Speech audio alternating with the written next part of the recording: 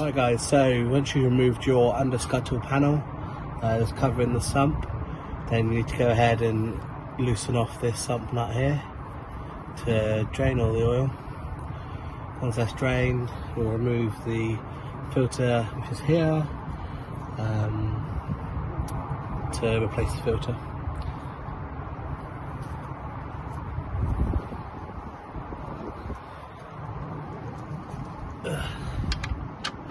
So 19mm socket.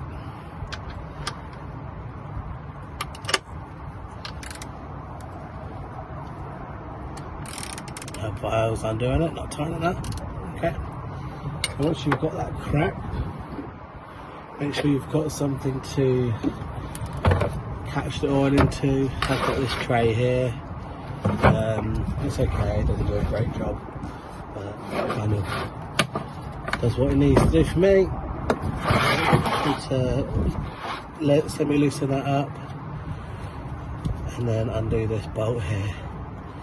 Now make sure your engine is warm. Mine might be a little bit warm, but we'll see how it gets. Might need to cool it down before you really undo it.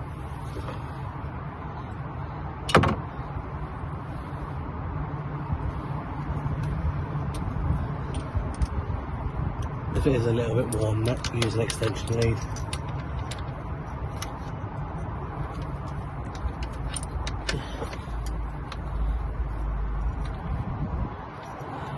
You can try not to get it on your hands.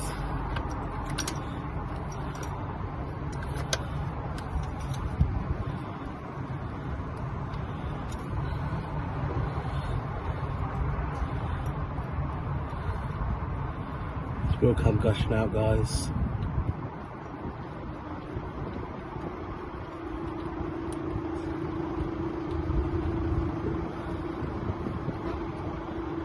It's nearly there.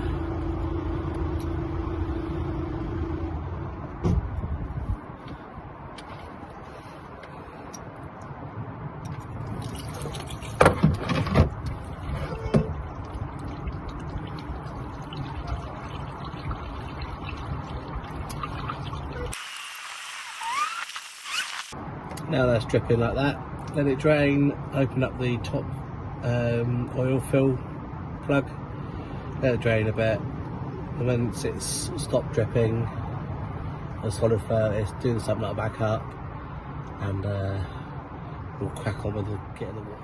Right guys, we're going to replace the oil filter now. This is the oil filter I've got, it's a genuine VW1. Here's the part numbers. The description where I got mine from, got it off eBay. So we're going to need a 36mm socket for this to get the nut off. So again, this shouldn't be too tight.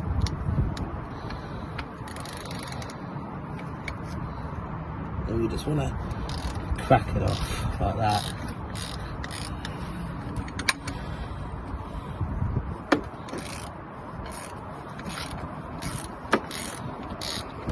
Okay, now it's nice and loose. Bring the oil bucket over, and it will drain. You will get some come out. It's going to go everywhere. It's just that's what it is.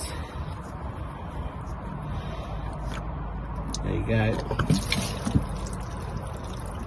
That was a lot more than I was expecting. Now this oil was changed about, I think, 18 months ago. In that 18 months, it's probably only done about 6,000 miles. So, not exactly a lot. But what I have done is I've used Seafoam in my last before the oil change. So that removes a lot of the contaminants, the carbon build-up. So I might cut this up and see if I can find anything inside it. So just gonna let that drain for a little bit and then come back and replace it with a new one.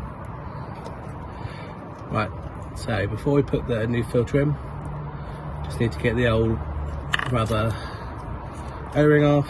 They do supply you a new one in the kit. Just get a bit of old engine oil just to make sure it's nice and lubed, and put the new O-ring on. You always want to replace these O-rings. Last thing you want is a leak from your oil filter housing. Okay, so make sure that's all seated.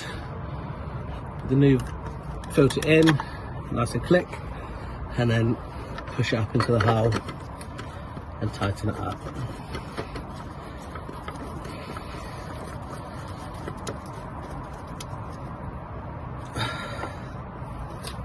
So I like to just hand tight these. I don't like cranking on them too tight. We've got a nice oil seal, a nice O-ring, so it doesn't need to be tight to seal. So that's now slugged up. So we give it a little push, and that's it. And then tidy this oil up, do the sump plug back in, and then fill her up with oil. This is the oil I'm using today. This is the oil that R32 recommend for their modified vehicles.